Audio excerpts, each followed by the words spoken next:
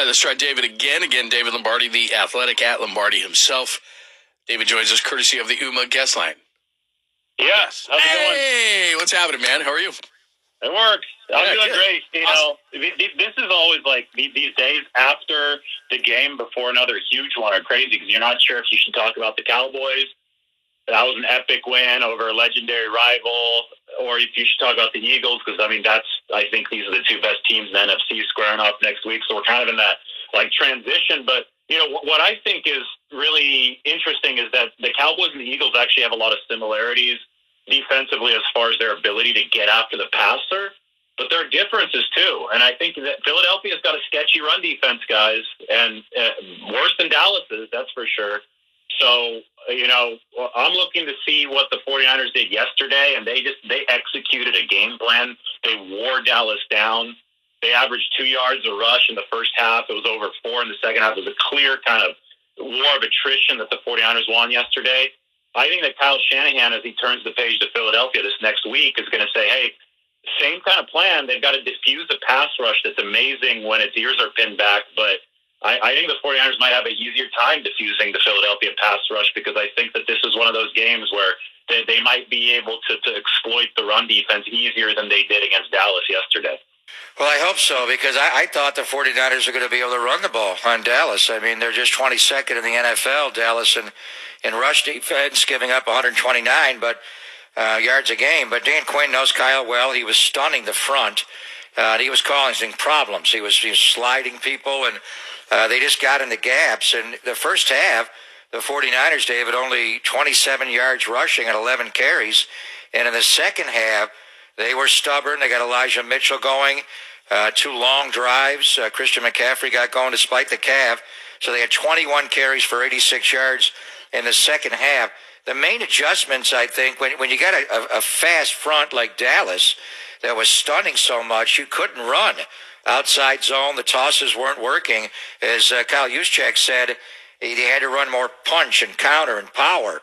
They ran more gap scheme, just went downhill against them. So specifically, you're so great at breaking down all elements of football, but in the run game in particular, what do you think the main adjustments were in Kyle's running game first half to second half yesterday?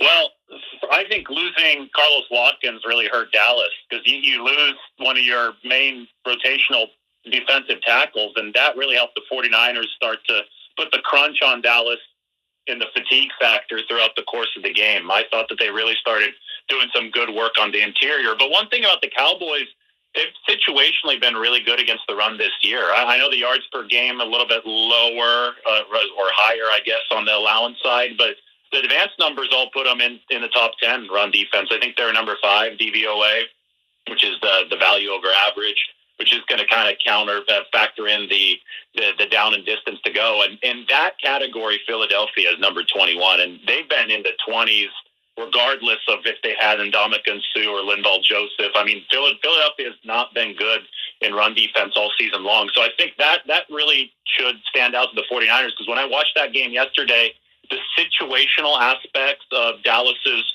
run defense were as good as advertised. You're right. Dan Quinn was running those stunts in the first half.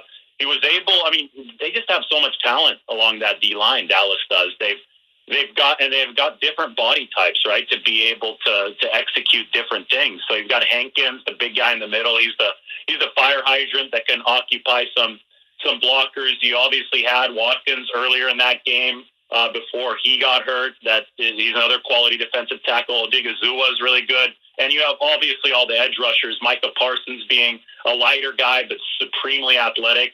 I was really impressed with DeMarcus Lawrence, how he was able to track guys down to the edge. He had a great play against Deebo Samuel. The Cowboys just had horses. And in a game like that, where you have horses on the front end, but they also have horses on the back end, right? They have speed on the back end. Only a balanced offense is going to be able to take that kind of defense out. And you're going to have to establish that over the course of the game. Sometimes, depending on alignments, it's going to be pass to set up the run. Sometimes it's going to be run to set up the pass. But the ultimate goal has to be balanced to put the defense on its heels. And we saw Dallas start that game on their toes. And we saw them end that game on their heels. And you played the George Kittle highlight. I think that was the play that really started to get Dallas on its heels, because that was part of the 91-yard drive. And it just so happened that was late third quarter, early fourth quarter. It happened when that fatigue factor began becoming a real issue for the Cowboys. That was the 49ers' window of opportunity, and they delivered in that window of opportunity with a good run-pass balance, and we saw the Cowboys start to cave over the course of the game. So it was a patience kind of thing, right? I mean, football is a war of bruises, and the Cowboys had less rest than the 49ers, and the 49ers had a little bit more firepower. It was key that they stayed the course, didn't turn the ball over in the first half. Their defense bailed them out of a couple situations, and then when they had that chance to put the hurt to the Cowboys, when they had that, advantage in the arm wrestling match, they delivered down the stretch of this game. David Lombardi is joining us. Make sure you check out his coverage in The Athletic and follow him. He does a great job on social media at Lombardi himself. Great breakdowns and responds a lot to the listeners and the fans, so forth as well. So it's very cool. I agree with you 100% because in the first three drives last year in this very game, they had 4 quarterback hits and they had no sacks. In the first 3 drives, they had 2 sacks and 4 quarterback hits, and then they had no more. I think what started to happen with Dallas was they got tired too. They were getting run at, north-south, north-south, north-south, and I think they just got a little bit tired. The difference to me with Philadelphia is they have such great depth on their defensive line. They have 2 full defensive lines that are very, very effective. And like you said, I think, they're giving up nearly 5 yards a rush. But will Philadelphia's depth, will they not get as tired down as what Dallas did? Because if I'm Kyle, I'm doing the same thing. I got to run it right at you, and I got to tire you down. And I know fans get frustrated with 2-yard runs, but those pay off in the fourth quarter like they did against the Cowboys. Will they be able to do that with the depth of the Eagles? Well, I think Philadelphia is built to do a really specific thing, and that's play most of the teams in NFL. Most of the NFL is passing the football a lot these days. The Eagles are obviously built to score and score fast on offense, and they're trying to play complementary football too. But their brand of complementary football is relying on getting ahead offensively, and then they just rush the hell out of you. They're really good at rushing the passer. What the Eagles aren't built to do is play in a game where the other team is I think, running down their throats and isn't behind. That's the question. Can the 49ers defense deliver enough stops early in this game so that the 49ers offense can continue playing at the pace that it wants to play at, and that is a balanced pace that features a lot of running that could, I think, really hit the Eagles at their weakness. It's not going to be easy to execute what the 49ers want to do, but you can clearly see what Kyle Shanahan's plan is going to be. You can clearly see what Nick Sirianni's plan is going to be. And the question is, who's going to win out? Which team is going to be able to play this game according to its parameters, according to its style? Because I think Philadelphia objectively has not been good against that downhill run game this year, but they've been able to hide that weakness because they've been so good offensively. And obviously, when you're that good offensively, you can play defense on your terms. So, that's the big question entering this week, but the blueprint's definitely there for the 49ers. And the game to go back and watch is they were 8-0, and they went into that Monday night game against Washington. And Washington ran right at them, and they converted so many third downs in that game, David, which leads to Brock Purdy.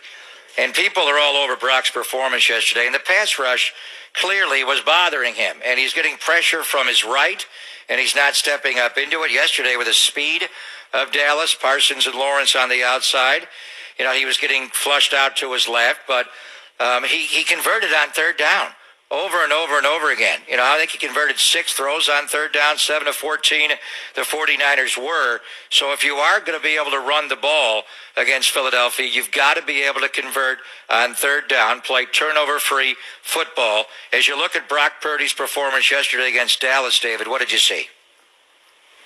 First of all, that Washington game, the Commanders ran the ball 49 times against Philadelphia. What were they on third down? What were they on third down that night, David? They were insane on third down. I'll look, because the average is only 3.1 per carry, but they just pounded them repeatedly, and they got the yardage in the right spots. So I'll take a look at the third down. They were 12 of 21.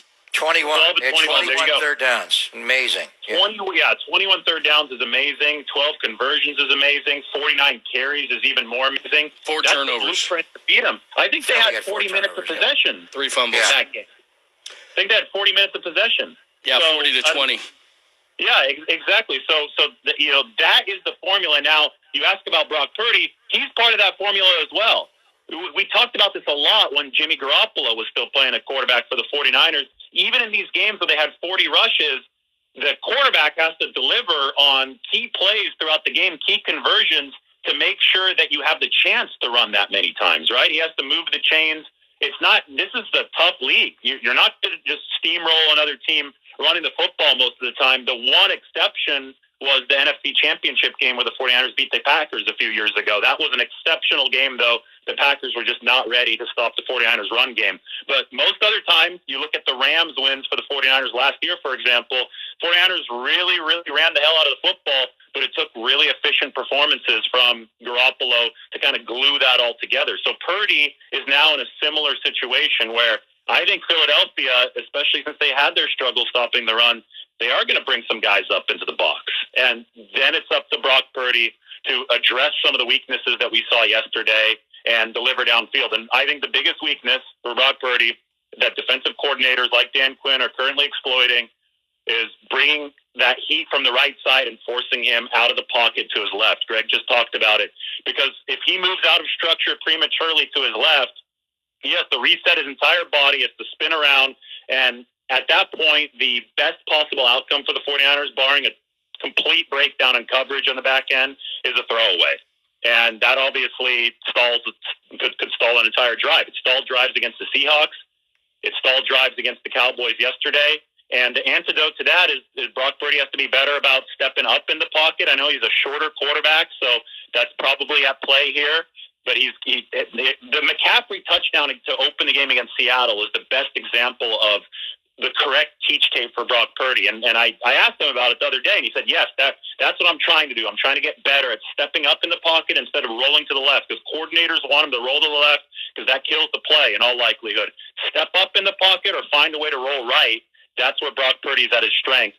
And the 49ers are definitely at their strength when they're playing within structure because they got so many weapons downfield. You just can't break structure because then you lose the advantage of the weaponry that you have.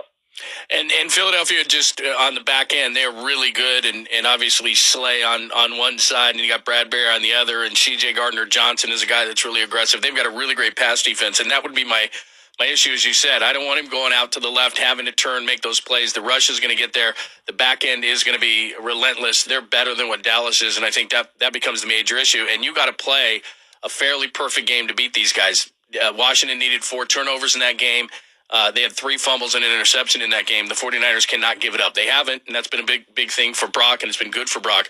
But you can't make mistakes against Philly. And he got away with one yesterday. There was a drop pick, but that ball was tipped at the line. But in general, you zoom out and you look and say, hey, Brock Purdy was playing, I thought, what was a ferocious defense yesterday, especially the front, and he didn't turn the ball over.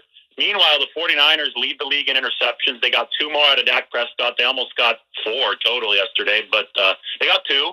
They won that turnover battle, and that's something that they've consistently done this year. So, all of this ties together, right? We talk about avoiding mistakes on offense. Well, because the formula is always complementary, the 49ers defense has to keep on doing what it has been doing, and they have to continue to force some takeaways. And they've been so good at that lately. The 49ers are undefeated this year when they do win the turnover battle in games. Again, they lead the league in turnover differential. They lead the league in interceptions. So we can talk all day about Brock Purdy avoiding mistakes, but in general, he has avoided those mistakes this year. But the 49ers defense has been creating those mistakes from other quarterbacks. So it's all going to, come together as one, right? That differential, you could lose some on offense, but you can gain them back on defense. So the 49ers have to be sharp on both sides, which is, why this game is so compelling to me, because I think that both teams have strong offenses and both teams have strong defenses. So something at some point is going to have to give. All right, we are going to hear Kyle's teleconference with you and the other members of the media coming up at 11:30. David, assuming you get a question, what do you want to ask Kyle Shanahan? I usually just base it off of how the conversation is going, to be honest. But I do want to ask him about, what he felt the 49ers, how he felt the 49ers run game did wear down Dallas yesterday. Because I think that Watkins' departure was big in the long run. I just thought it was a tremendously disciplined game plan from Kyle Shanahan yesterday. I know a lot of people were, just screaming bloody murder there in that first half because they thought he wasn't being aggressive enough. But he stayed within himself over the course of that game, and he realized that the long game was at play. So it ended up paying off for the 49ers. So something along those lines. But sometimes it's hard to get a question in on these things because you've got the conference call set up and, everybody's talking over everybody else. Exactly. It's a little bit difficult. We need a traffic cop. John could be a traffic cop. Yeah, I'd just be like, shut up. David Lombardi, The Athletic, your turn. Exactly. Why can't we do it that way? I don't know, but we broadcast the thing, and like you said, it's like you hear everybody, then you hear nothing, then you hear everybody, then you hear nothing. It's very difficult to decipher. But, hey, it is what it is, man. Sometimes I just sit back and lurk because it turns into That's a little a good bit call. of a mess. I don't A lurk. You're a lurker. You're a lurk linebacker. That's what we do. You're a robber. We do live lurking. That's what we do. We do live lurking. That's what we do. We just broadcast it. We just lurk. Listeners lurk. It's the way to be sometimes. Yeah. That's what we do. All right, man. Hey, great work as always. We appreciate it. Your insights are great, and people should be following you. I'm sure they are. But we'll talk to you soon. Thanks. All right, thanks, guys. We'll talk to you soon. See you, man. Thank you, David.